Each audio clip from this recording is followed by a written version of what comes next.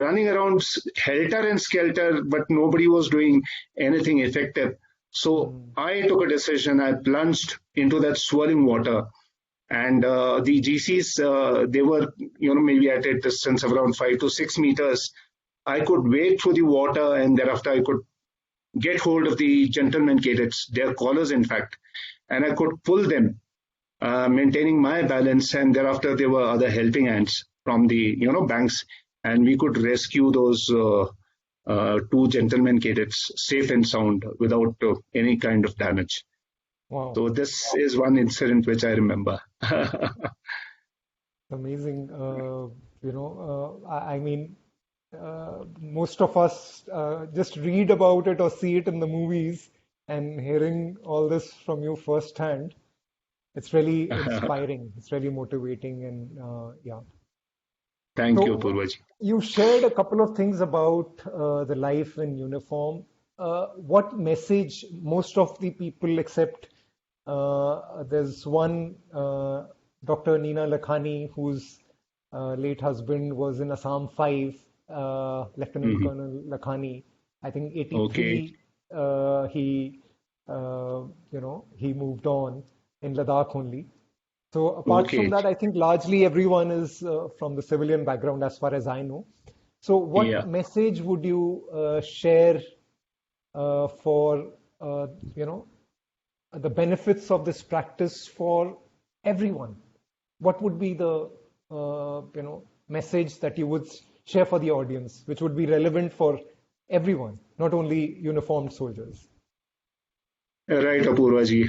Apurvaji, I've been into this practice, for the last around 19 years now, and I've seen the benefits.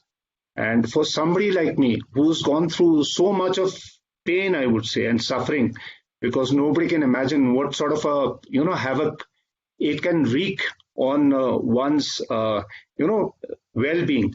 People may not be able to understand. People who are very outgoing, people who can interact with people easily, because Yes. that did not come to me naturally. And despite having educated in one of the best institutions in Delhi, I was in modern school, Barakhamba Road, Delhi, for about 6 years. And prior to that, I had done my education in very good Christian missionary schools, in two schools.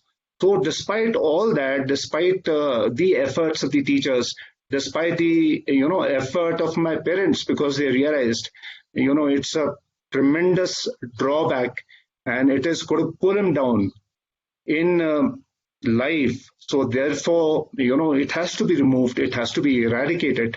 But there's no way that anybody could do anything about it. My teachers, Right. they said, Sonam se reading karao, let him stand in front of the audience, let him get him to the assembly, so that he opens out. There was a very talkative girl in my class, and the English teacher, she said, Sonam, in case उसके साथ बैठाओ उसको, I think most probably he might open out, he might start talking, he might feel at ease in conversing with people. But that did not happen. And in the armed forces also, as I told you, I had the same problem. So it was Vipassana which rid me of this, yeah, I would say, character trait, which was pulling me down. Absolutely, it was spiraling. It was spoiling my entire aspect uh, of the other of life of so it was something which was debilitating. It was it had a tremendous amount of hold on me. So I think, in case somebody like me can be healed, I think there is hope for everybody. People who are, in good fetters, who are doing well, who are positive, they can become still more positive, I Right. feel.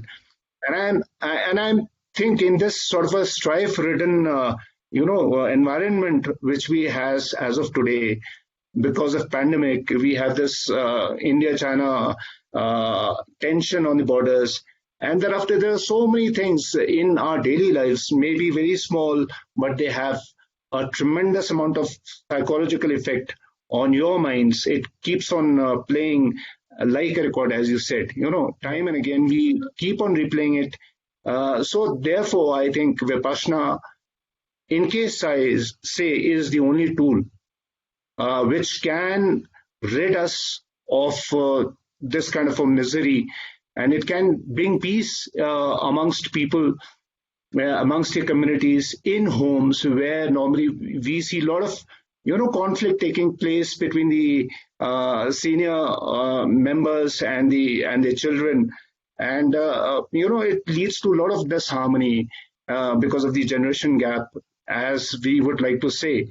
And therefore, I think in order to bring more harmony, to join people in the families at larger level, as we proceed ahead in the villages, in the region, in the country, and at the global level, I think there is nothing which is more effective than Vipassana. And in case we are able to spread that by doing our bit, I think it is could be a tremendous amount of service to the humanity as such. And I think most probably a day might come when, because of Vipassana, there will be a global community in the true sense of the word, and peace will really reign. Right. That's a beautiful message, and especially when we look at the misery, not only in India, but across the world. And Right, perhaps we've tried so many things. Perhaps it's time for the world to wake up to the possibility of going within, taking the plunge within one's own self, and finding the peace that lies within each one, the possibility of peace that lies within each one of us.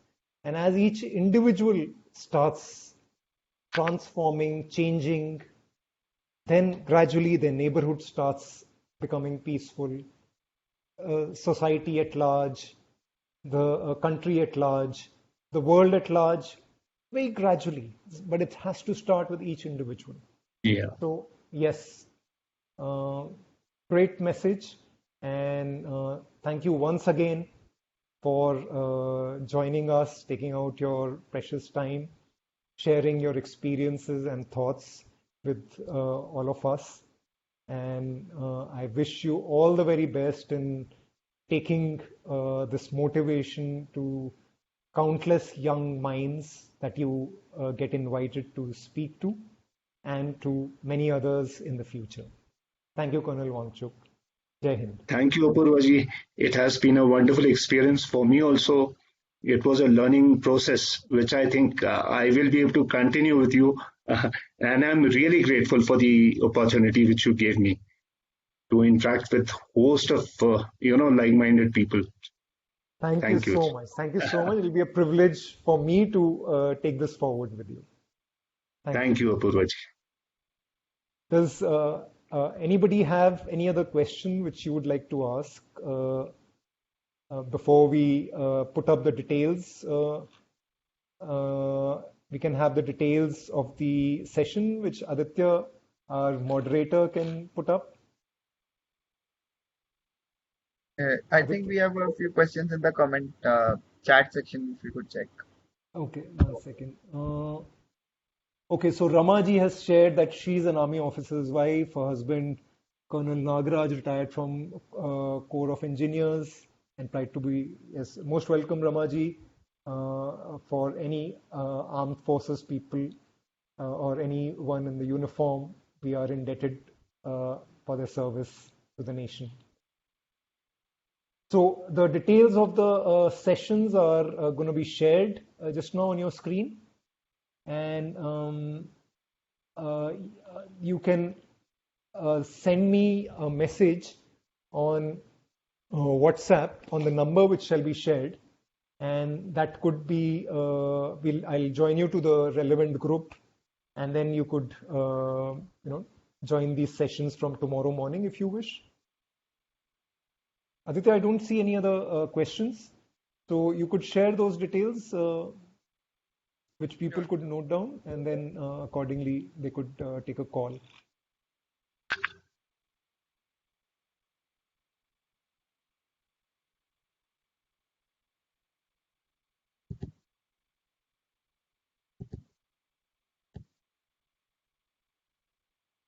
Meanwhile, if anybody has any other question, you can still feel free.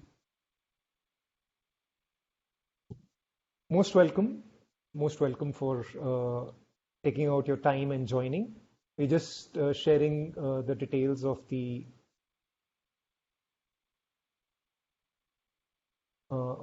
various sessions. No, no, the Aditya, the Word document, the Word document. One second, I have it.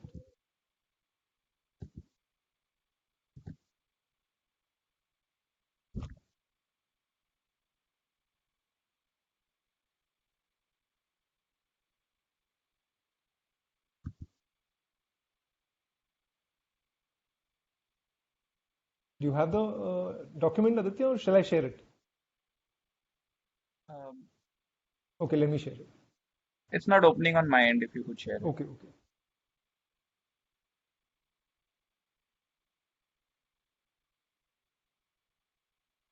Okay, so I hope this is visible to everyone. So these are the various sessions.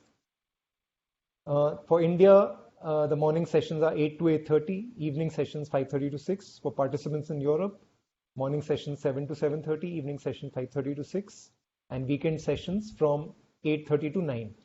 My number, name and number given here. You could note this down.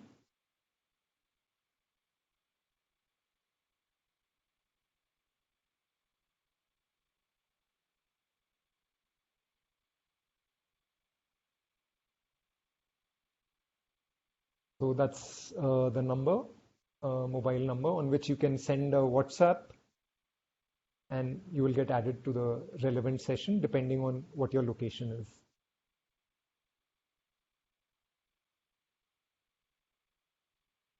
So if everyone's noted the number, then I'll just come out of the sharing.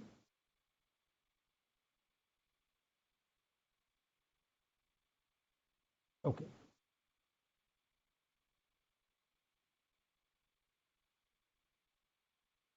Right. So thank you so much for joining. And I would like to just express my gratitude to Aditya Mukherjee.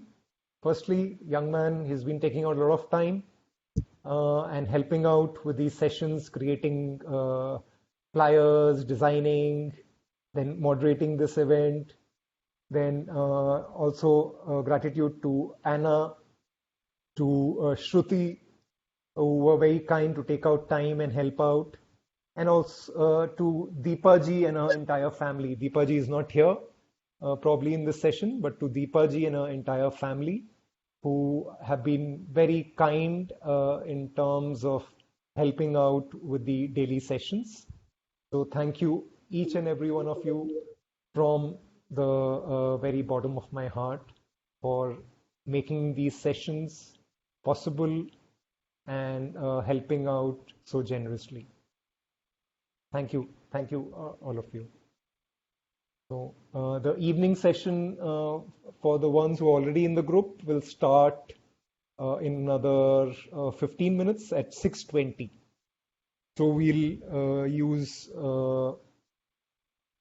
a different link. I'll send you the link in the group. Please look at the link and you can join the evening session. So thank you once again for joining. Jai Hind. As I've been spending some time with the two officers, and I realized that in the army, in the armed forces, their normal greeting to each other is Jai Hind, like this, no matter who you greet. And I'm trying gradually to include that in my vocabulary and in my routine as well. So Jai Hind to you, and most apt to do this on the 15th August. May all of us find freedom from our miseries, which we carry which we are carrying from a lifetime, many lifetimes perhaps. And this technique can help us to do that like nothing else that you can imagine. Do try, take out a couple of weeks, give it a try and see how this technique can work for you. It can transform you like you cannot even begin to imagine, is what I shall say. It can transform you, not change, transform you like you cannot begin to imagine. Of course, it's a gradual process. It requires effort, it requires diligence. If you're ready to put in the effort, if you're ready to put in a determined effort, then there is nothing that can come in the way of you and the freedom from the miseries that you desire. So with that, with those thoughts, I thank you once again for taking out time and joining this session. Jai Hind.